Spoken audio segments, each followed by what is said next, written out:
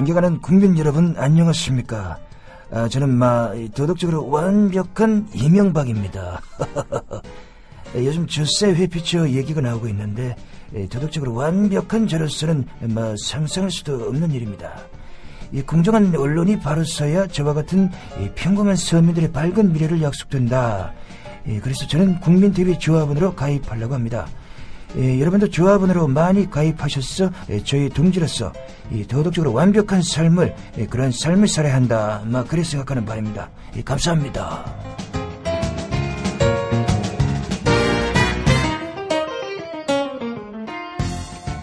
이 광고는 인천에 거주하는 김주연 조합원이 조합원 배가운동의 일환으로 의뢰한 광고입니다.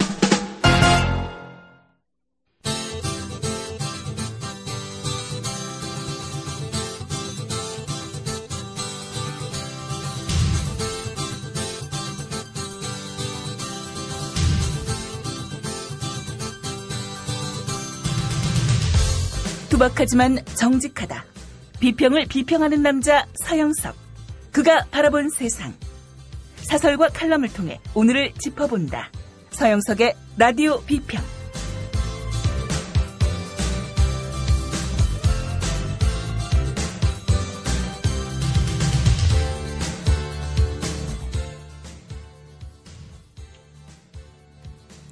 안녕하십니까, 서영석입니다. 오늘이 개편된 뒤 첫 방송이죠. 지금까지 실수도 몇 번 있었다고는 하지만요. 어느 방송이든 개편 첫날에 실수가 없으면 이상한 겁니다. 그러나 방송 쭉 들어보니까요. 이번 개편은 나름대로 성공작이 될 것 같다는 그런 예감은 듭니다. 전 시간에 있었던 문희정 아나운서의 낭만음악실에 출연했던 신기행님. 전 사실 솔직히 얘기해서 말씀드려서 신기행님 잘 모릅니다만은 다음 실시간 검색어에서 2위까지 한대 치고 올라갔다고 합니다. 뉴스 검색어가 아니라 실시간 검색어에서 2위까지 올라갔다는 것은 결국 국민TV 라디오의 청취자 수가 굉장히 많다는 것을 반증하는 그런 게 아닐까 싶네요. 자, 이제 바뀐 방송, 청취자가 더욱 많아진 국민TV 라디오의 라디오 비평 더욱더 어깨가 무거워지는 것 같습니다. 많은 성원과 그리고 아낌없는 비판 바라겠습니다. 오늘의 라디오 비평 시작합니다. 함께하고 계신 방송은 정치평론가 서영석 미디어 협동조합 이사가 진행하는 라디오 비평입니다. 네. 오늘, 조금 전에 속보로 들어온 뉴스를 보니까요. 전두환 씨의 아들인 전재국 사업 열심히 잘해가지고 돈 많이 버는 줄 알았는데 알고 보니까 아버지의 부정한 돈을 물려받은 것이 아니냐. 이런 의혹을 받고 있는 사람 중에 하나인데요. 페이퍼 컴퍼니를 버진 아일랜드에 설립했다는 속보가 들어오고 있습니다. 물론 이제 이 부분은 국세청이라든지 또 후속의 취재가 따라야 확인할 수 있겠습니다만은 전재국 씨가 조세 도피처인 영국역 버진 아일랜드의 페이퍼 컴퍼니를 만들었다면 그 이유는 아버지의 부정한 돈, 국민들로부터 갈취한 훔친 돈을 자신이 물려받기 위해서 비정상적으로 자기 이름으로 바꾸기 위해서 설립한 회사가 아니냐, 이런 의심을 받기에는 충분합니다. 자, 우리는 항상 이렇게 미디어의 홍수 속에서 살고 있습니다만은 그런 미디어가 얘기하는 것이 반드시 옳은 것만은 아니죠. 독립 인터넷 언론인 뉴스타파가 지난한 조세피난처 소식들, 결국 주류 언론들이 외면했던, 그리고 주류 언론들이 밝히려고 하지 않았던 그런 일들의 일단이 다른 경로를 통해서 드러나는 것인데요. 거기에는 결국은 우리 사회를 움직이는, 그래서 우리 사회로부터 부를 갈취해가는 그런 상위 1%의 업무가 개재해 있다는 것은 단순히 음모론적인 시각만은 아닌 것 같습니다. 미국 콜롬비아 대 교수인데요. 조지프 스티글리츠 교수라고 있습니다. 주류 경제학자죠. 예, 노벨 경제학상까지 받았습니다. 아시다시피 노벨 경제학상은요, 마르크스 경제학자에게 절대 주지 않습니다.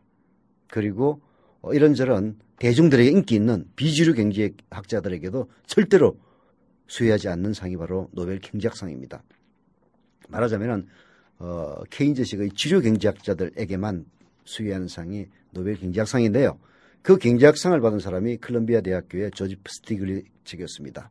이 양반은 물론 자본주의 옹호론자죠. 그러나 이 스티글리츠가 쓴 최근의 책 불평등의 대가라는 것은요, 자본주의에 의거하고 있으면서도 우리 사회를 좀먹고 있는 자본주의의 활력과 동력을 상실케 하고 있는 상위 1%에 대해서는 가차없는 비판을 보냅니다.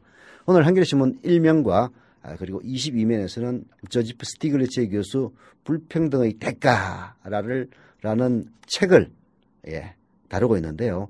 책에 대한 소개 기사를 신문의 1면에 배치한 한겨레신문의 편집도 눈에 띄었습니다. 자, 22면의 기사는 여러분들이 천천히 읽어보시고요. 1면에 간략하게 소개된 기사를 저 또한 소개해드리겠습니다. 자, 김희주 아나운서. 이들은 더는 빚을 내려는 엄두를 내지 못했고 극심한 절망감과 환멸감에 시달리고 있었다. 부유한 부모의 도움을 받아 무보수 인턴으로 일하면서 경력을 쌓고 있는 또래 학생들을 볼 때면 이들의 절망감은 더욱 깊어졌다. 서민층 자녀들은 무보수 인턴 자리를 유지할 경제력이 없었고 장래성을 따질 여유도 없이 닥치는 대로 임시직 일자리를 잡아야 했다. 노벨 경제학상을 수상한 조제프 스티글리츠 미국 컬럼비아대 교수가 신작 불평등의 대가에서 묘사한 미국 대학생들의 상황이다. 너무 비슷해 한국이라 착각할 정도다. 네, 미국의 대학생들도 양극화에 시달리고 있습니다. 부유한 집안의 자식들은 부유한 부모의 도움을 받아서 무보수 인턴으로 일합니다. 미국의 그 취직제도는 좀 독특한데요. 일단 인턴으로 일을 합니다. 인턴도 급여는 받죠. 그러나 돈 안 받고 인턴 하겠다면은 당연히 회사에서는 반기고 좋아합니다. 그러니 좋은 인턴 자리를 얻을 확률이 그만큼 높아지는 거죠. 부유한 집안의 자녀들은 굳이 인턴의 그 쥐꼬리만한 월급을 받을 이유가 전혀 없습니다. 그래서 무보수 인턴, 그렇기 때문에 사실은 질 좋은 일자리가 약속되고 있는 좋은 인턴 자리를 독식합니다. 그러나 돈 없는 집안의 자식들은 인턴 자리마저 급여를 주는 그런 인턴을 구하지 않으면 안 돼요. 그래서 이미 인턴 시절 때부터 양극화가 시작되고 있다는 조지프 스티글리츠 교수의 지적은 마치 한국의 대학생을 연상시킵니다. 자, 기사를 계속 읽어볼까요? 스티글리츠 교수는 한때 기회의 땅으로 여겨졌으나 이제는 1%를 위한 1%에 의한 나라로 전락한 미국의 불평등 현실을 적나라하게 보여준다. 불평등은 단지 도덕적으로 나쁜 것이 아니다. 그는 불평등으로 인해 경제 성장이 둔화되고 국내 총 생산이 감소하고 있을 뿐 아니라 불안정이 갈수록 심화되고 있다고 말한다. 돈이 상위 1%에게만 집중되면서 서민층이 쓸 돈이 줄어들고 그 결과 소비가 위축되고 있기 때문이다. 스티글리츠 교수는 성장을 막고 있는 것은 분배가 아니라 불평등이라고 말한다. 불평등의 대가는 또 있다. 민주주의의 약화, 공정성과 정의라는 가치의 훼손이 그것이다. 네, 미국은 한때 기회의 땅이었죠. 아메리칸 드림을 실현할 수 있는 곳이었습니다. 그러나 레이건이 집권하면서 신자유주의의 광풍이 몰아치고 한때 70% 가까이 부자들에게 세금을 가했던 그런 나라 미국이 레이건이 정권을 잡으면서 25%로 무지막지하게 부자들의 세금을 줄여줍니다. 그 결과 미국은 성장의 동력을 상실하고 있고 그로부터 20여 년이 지난 지금 미국의 이민간 우리 동포들이 더 이상 미국은 기회의 땅이 될 수 없다며 오히려 한국으로 여기민을 오는 이런 불쌍한 나라로 전락하고 말았습니다. 미국이 갖고 있는 힘은 이제 군사력밖에 없죠. 세계의 깡패로서. 그 이유는 결국 부자들이 그 나라의 부를 독식하고 있기 때문입니다. 상위 1%가 부의 80% 이상을 독식하는 미국. 자, 그렇게 되면은 부자들이 돈을 아무리 많이 써도 나라 경제가 돌아갈 수가 없어요. 하위 99%, 하위 80%에게 돈이 돌아가야 그 사람들이 결국은 소비를 하고 그 소비에 의해서 생산이 촉진되는 이른바 선순환 구조를 확립할 수가 있는 건데요. 이것이 근원적으로 무너지고 있는 겁니다. 자, 스티글리츠 교수의 책에 대한 소개 계속 읽어봅시다. 1%와 99%의 차이가 점점 벌어지는 것은 1%만을 위한 경제정책이 계속되는 탓이다. 정치인들이 그 경제정책을 유지하려면 1%에게 좋은 것이 99%에게도 좋다는 거짓말을 99%가 믿어줘야 한다. 1%는 이 관념 전쟁에서 승리하기 위해 정치인과 경제학자, 법조인 등에게 아낌없이 투자하고 있다고 그는 지적한다. 네. 결국은 부자들이 우리가 잘 살아야 니들도 잘 살 수 있어. 그게 바로 이명박이 얘기했던 트리클 다운 이펙트, 낙수 효과입니다. 순 구라 거짓말로 드러났죠. 상위 1%에게 좋은 것이 나머지 99%에게도 좋은 것이다 라는 거짓된 신화. 상위 1%에게 좋으면요 나머지 99%에게는 절대로 좋을 리가 없습니다. 그런 거짓말을 사실로 만들기 위해서 이 부자들은 삼성 엑스파일에서 이미 그 일단을 보였듯이 이 사회의 언론계 그리고 법조계 검찰, 경찰 사회 각계각층의 돈과 뇌물로 사람들을 매수하고 그렇게 해서 자기 자신들의 거짓말이 그야말로 괴벨스가 얘기했던 것처럼 2번, 3번 이야기하면 우매한 대중들은 그것을 진실로 믿는다는 그런 괴벨스의 선전선동 논리를 몸으로 실천한 이들이 바로 상위 1%입니다.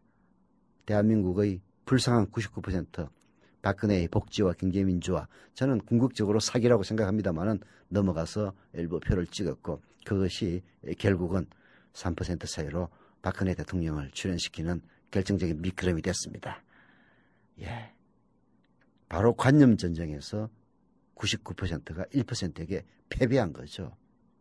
네. 미국 사회를 분석했지만 이 책은 이런 질문에 대답도 될 것이다. 왜 한국 경제의 성장률이 계속 낮아지는지, 낙수 효과와 증세 반대를 외치는 이른바 전문가들이 왜 그렇게 많은지, 왜 최근 최경환 새누리당 원내대표는 경제를 죽이는 경제 민주화라면 신중해야 한다는 발언을 하고 나섰는지. 네. 왜 한국 경제의 성장률이 계속 낮아지고 있느냐. 그거야 한국 경제의 성장의 과실을 1%가 독식하고 있기 때문이죠. 한국 경제 성장의 과실을 99%에게 골고루 나눠진다면 결국은 그 나눔을, 그 혜택을 누리는 99%는 소비를 촉진할 수가 있고 그러한 소비가 결국은 1%를 이롭게 하는 겁니다.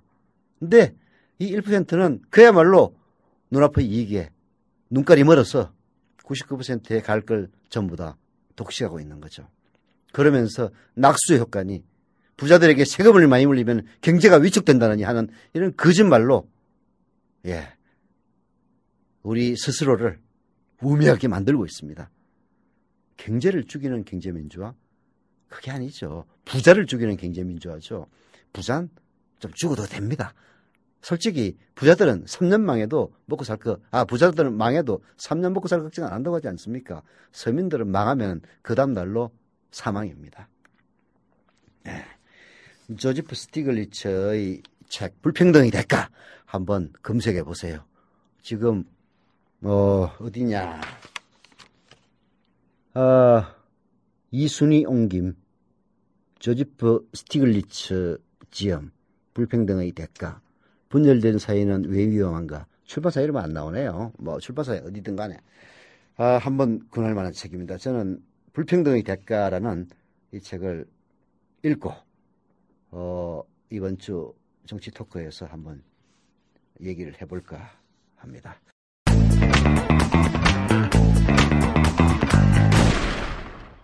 네. 이 방송 들을 때 나왔던 두 개의 이 스팟 광고가 눈길을 끕니다. 이회수 선생님이 국민TV를 위해서 조합원 모집을 독려하는 음성 메시지를 보내주셨고요. 또 이명박 목소리로 국민TV 조합원 가입을 독려하는 광고가 나왔습니다. 이명박의 목소리라니까 기분이 조금 나쁘긴 한데요. 근데 또 들으신 분들은 김대중 대통령 목소리에 가깝다 이런 얘기까지 하고 계시네요. 자, 뉴스타파가 오늘 밝힌 명단 4차 명단이죠. 예. 조세도 피처 명단. 전재국 씨가 영국령 버진 아일랜드에 페이퍼 컴퍼니를 설립한 것으로 나타났다고 오늘 밝혔습니다. 기사에 따르면은 전재국 씨는 2004년 7월 28일 버진 아일랜드에 블루 아도니스 코퍼레이션이라는 페이퍼 컴퍼니를 설립했고요. 전재국 씨, 즉 전두환의 아들 전재국 씨는 이 회사의 단독 등기 이사이자 주주로 정제됐으며 이사의 결의에서 내부 자료에 주소로 표기된 서초동은 전재국 씨가 대표로 있는 시공사의 주소와 일치하고 있다고 합니다. 특히 이 전재국 씨가 페이퍼 컴퍼니를 설립한 2004년은 그의 동생 재용 씨에 대한 검찰의 조세포탈 수사로 전두환 비자금 은닉 문제가 불거진 와중이어서 비자금이 페이퍼 컴퍼니로 흘러갔을 가능성도 제기되고 있다고 합니다. 당시 전두환의 아들 전재용 씨에 대한 수사에서는 전두환의 비자금 가운데 73억 원이 전재용 씨에게 흘러간 것으로 나타나 해당 자금을 추징해야 한다는 여론이 비등했었고요.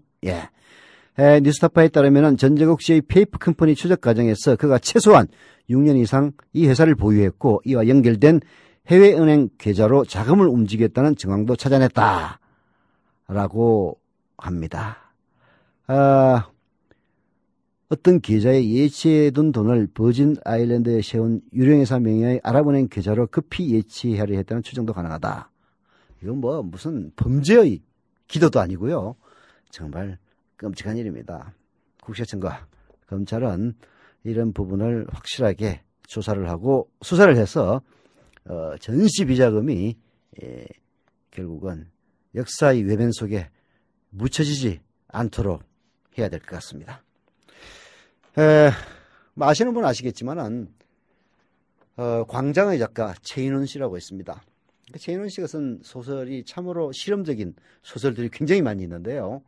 그 중에서 저도 대학 시절에 읽었던 기억나는 소설 총독의 소리 연작 소설이 있습니다.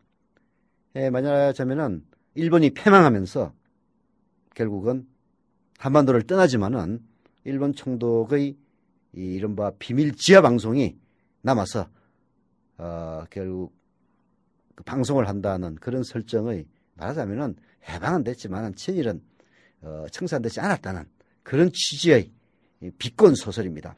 1962년인가요? 나온 소설인데요. 사실 이 소설은 오늘날 읽어도 전혀 그 상황은 변함이 없는 그런 소설인 것 같은데 오늘 문학평론가 연봉 선생이 한겨레신문에 총독의 소리가 전하는 역설이라는 칼럼을 기고하셨습니다. 소개합니다.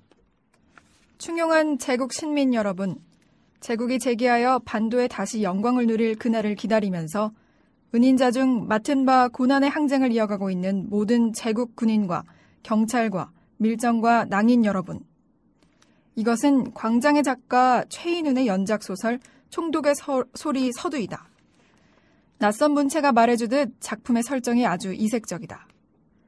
일본 제국이 패전한 뒤 조선 총독은 순순히 본국으로 돌아가지 않고 이 땅에 남아 20여 년째 식민지 회복을 위해 지하 활동을 벌인다는 가공적 설정인 것이다. 작가는 조선 총독이 지하 요원들에게 보내는 비밀 방송의 형식을 빌려 한반도의 뒤틀린 현실을 신랄하게 풍자한다. 연작이 처음 발표된 것이 1967년이므로 한일협정 반대운동의 여진이 아직 남아있을 때였다. 그 점을 상기하면서 총독의 방송 연설 앞부분을 조금 살펴보자. 패전 당시 일본 군부는 미국이 본토 상륙 즉시 대학살을 자행할 것으로 믿었고 한반도에서 철수할 때도 격렬한 보복이 있으리라 겁을 먹었다. 독일군이 불과 4, 5년의 점령 후 프랑스에서 물러날 때 현지인들의 잔악한 습격을 받았으니 40년의 통치 끝에 쫓겨나는 일본인에게는 오죽하랴 싶었다는 것이다. 그러나 우려했던 일은 벌어지지 않았다. 반도인들은 자기들을 웃으며 보내줬고 피해 입은 내지인은 거의 없었다. 후일을 기약하며 이 땅에 남기로 결심한 것도 조선인의 온정에서 희망을 받기 때문이라고 소설 속의 총독은 말한다. 예, 저도 참 대학 시절 최인훈의 총독의 소리라는 가상 소설을 읽으면서 참 절망에 빠진 적도 많이 있었습니다. 물론 독일군이 5년도 채 안 되는 프랑스 점령 이후 패전하면서 파리에서 철수합니다. 이때 레지스탕스로부터 어마어마한 공격을 받았고, 그리고 독일에 협력했던 사람들은 철저한 재판을 통해서 단두대까지는 안 갔지만은 행장의 이슬로 사라졌습니다. 그야말로 무자비한 조국의 배신에 대한 응징을 받았죠. 그게 가능했던 것은 사실 따지고 보면은 독일군의 프랑스 점령이 4년이나 5년밖에 되지 않았기 때문입니다. 일본인들이 1945년 패망 이후 한국을 물러날 때 그야말로 굿바이 환송 인사를 받으면서 갈 수 있었던 것도 무려 40년. 사실은 을사조약, 을사 일제강점 이후에 1905년부터 따지면 40년입니다. 40년의 일본 지배로 한 세대가 지나면서 일본의 지배를 당연시 하는 그런 사회로 전락하고 말았기 때문에 사실 그런 일이 난 거죠. 사실 그렇기 때문에 더 철저한 응징이 있어야만 했습니다만은 그 한 세대를 지나는 동안에 독립운동가의 자손들은 한반도 내에서 그야말로 잉여로 전락했고, 일본에 협력했던 친일파들의 자손이 우일승천하는 기세로 이 한반도를 점령하고 있었기 때문에 결국은 가능했던 것이기도 하죠. 38선이 미국과 소련에 의해서 인위적으로 그어지고, 북한에는 김일성이, 남한에는 이승만이 자리를 잡았습니다만은 1960년대까지 경제에서도 남한이 북한을 따라가지 못했지만은 특히 도덕성이라는 측면에서 남한이 북한에게 항상 뒤졌던 이유도, 김일성은 그 이후 독재를 했건 안 했건 간에 1945년 한반도의 북단에 진주한 소련군과 함께 친일파들을 아주 철저하게 작살을 냈습니다. 남한은 친일파를 작살내기는커녕 미군정이 오히려 그들을 품었죠. 그런 차이가 도덕적인 차이를 낳았고, 그게 사실은 1960년대까지 이어졌던 겁니다. 그때 체제 경쟁에서 이미 남한은 북한에 패배하고 있었어요. 항상 체제 경쟁에서 패배한 쪽이 불어난 삐라를 걱정합니다. 그래서 그때 저도 기억에 생생해요. 초등학교, 중학교 다닐 때 동네 뒷산에 가면은 김일성 장군 만세 이런 삐라들이 막 널려 있습니다. 그거 주스서 갖다 주면은 무슨 상도 주고 학용도 주고 그랬어요.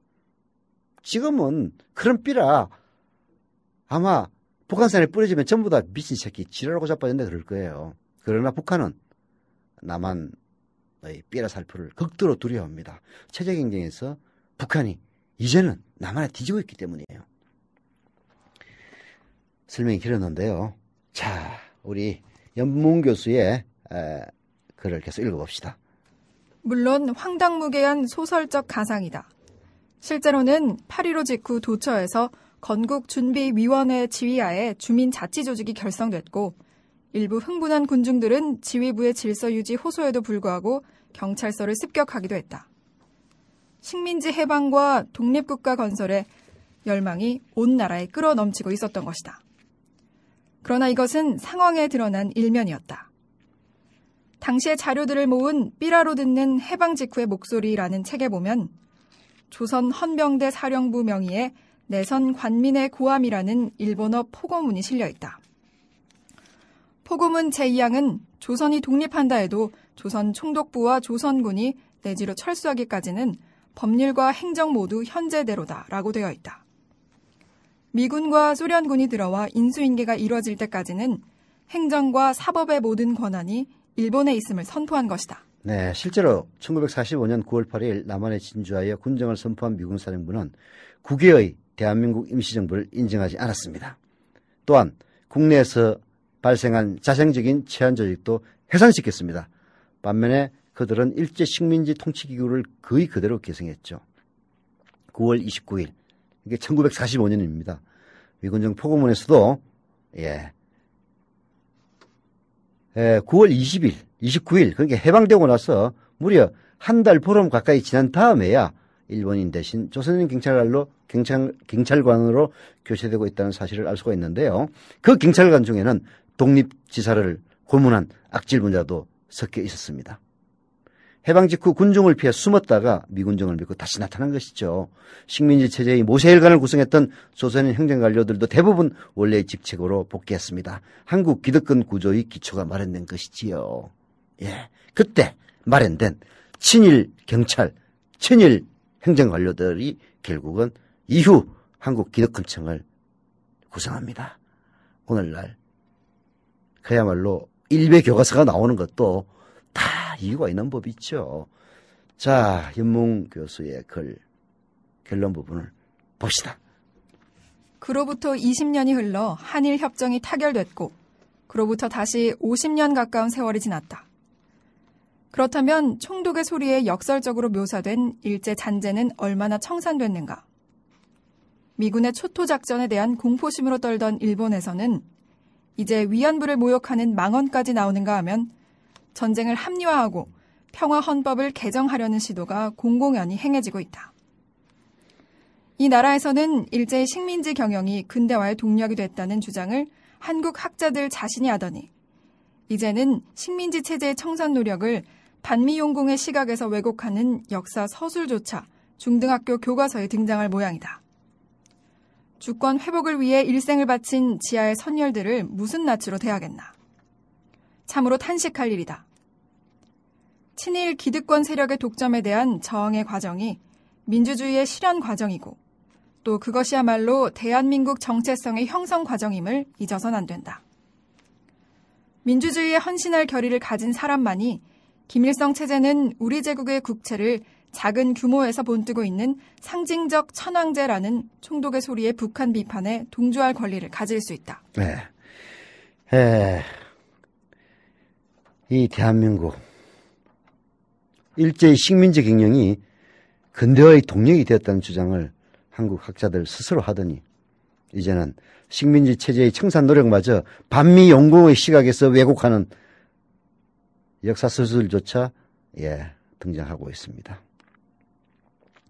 총독의 소리에 북한을 비판하는 대목이 나온다고 합니다. 김일성 체제는 우리 제국의 국채, 즉 일본 제국을 얘기하는 겁니다.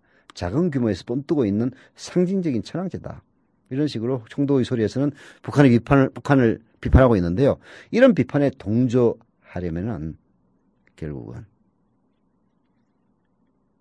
민주주의를 위해서 헌신한 길이를 갖고 있는 사람들만이 가능하다는 연문 교수의 주장. 정말 귀를 기울여야 할 때가 아닌가 하는 그런 생각입니다.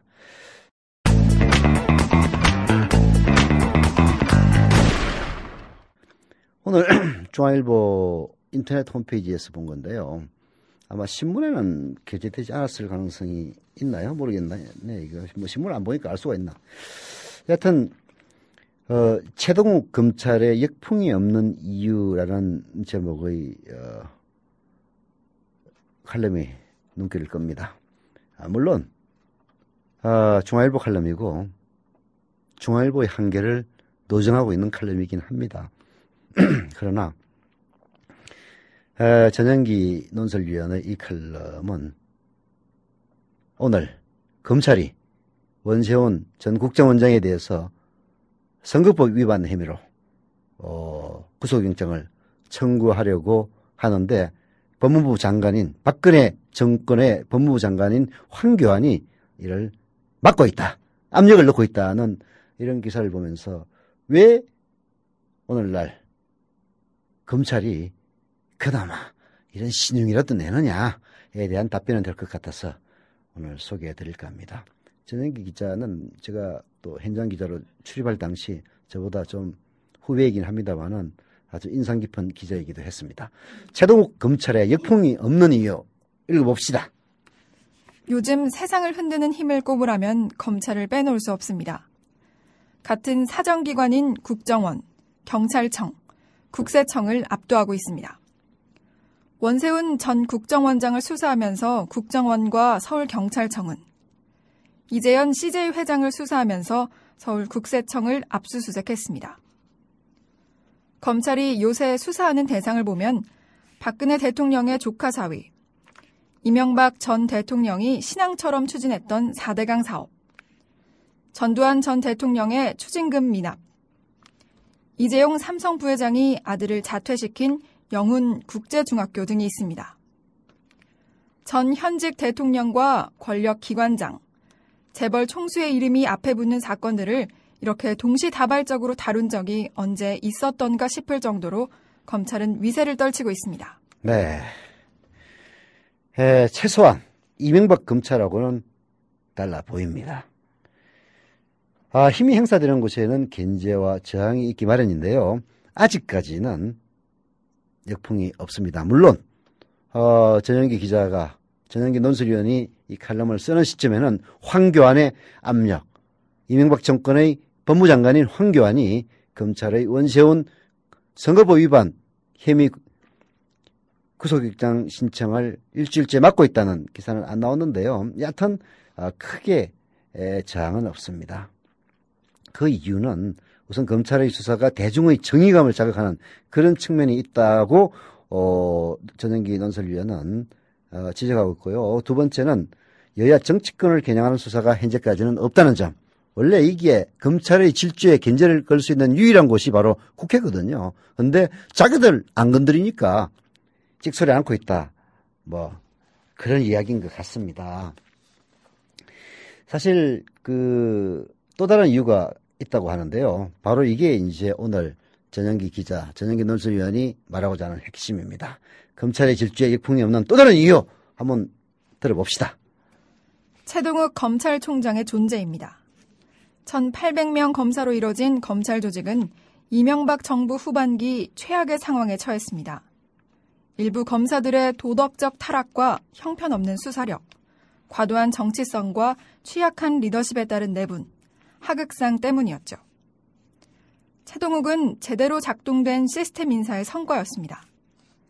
그는 개정된 검찰청법에 따라 검찰총장 후보 추천위원회가 검찰총장 후보자 3명을 추천하고 이들 가운데 대통령이 임명하는 방식으로 뽑힌 첫 번째 총장입니다. 이때 종종 청와대가 미리 사람을 정해놓고 추천위라는 요식 절차를 거치곤 하는 수법은 통하지 않았습니다. 네, 그야말로 역사의 간귀한 지혜라고 하는 말이 있죠. 라고나 하겠습니다.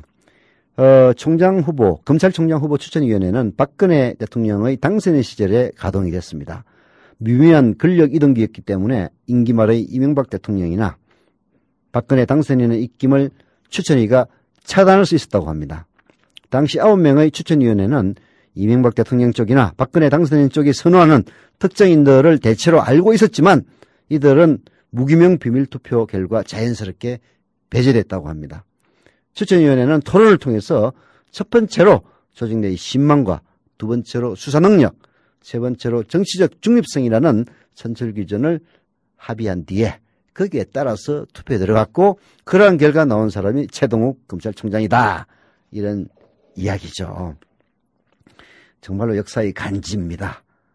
이 미묘한 권력 이동기가 아니었으면은 틀림없이 만약에 대통령 선거가 시작되기 훨씬 전이었다면은 이명박 대통령이 미는 사람이 검찰총장이 됐을 것이고 박근혜 당선인이 대통령에 당선된 이후에 만약에 검찰총장 후보 추천위원회가 가동됐다면은 박근혜 대통령이 좋아하는 사람이 검찰총장이 됐을 겁니다. 그렇다면은 이런 식의 수사는 제가 봐도 없었을 겁니다. 왜? 자기를 총장으로 밀어준 사람의 눈치를 보지 않을 수가 없는 거죠. 검찰총장의 임기는 정해져 있습니다. 또 어떤 흔들기로 어떻게 할지는 두고 봐야 되겠습니다만은 결국 시스템 인사로 탄생한 최동욱 총장. 상대적으로 인명권자나 정치권의 빚이 적다. 최동욱이 평가받은 신망 플러스 수사력 플러스 중립성은 최악의 위기에 빠졌던 검찰을 오늘날 비교적 정상 상태로 돌려놓은 덕목이었다라고 아주 평가를 후하게 하고 있네요. 저는 그래도 모자랍니다. 검찰의 매력은 추상 같은 도덕심과 정의감이 있지만은 실제 검찰 조직은 성진욕과 공명심으로 굴러갑니다. 양쪽은 균형이 잡혀야 합니다. 도덕심, 정의감, 그리고 성진욕, 공명심 이런 것들이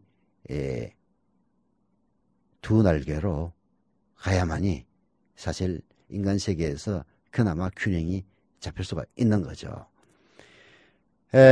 도덕심이 성진욕에 팽개쳐지거나 정의감이 공명심에 먹히지 않도록 해야 한다. 최동욱의 내면이 주목되는 건 리더의 향기가 조직 문화를 바꿔낼 수 있다라고 아주 극찬을 하고 있습니다.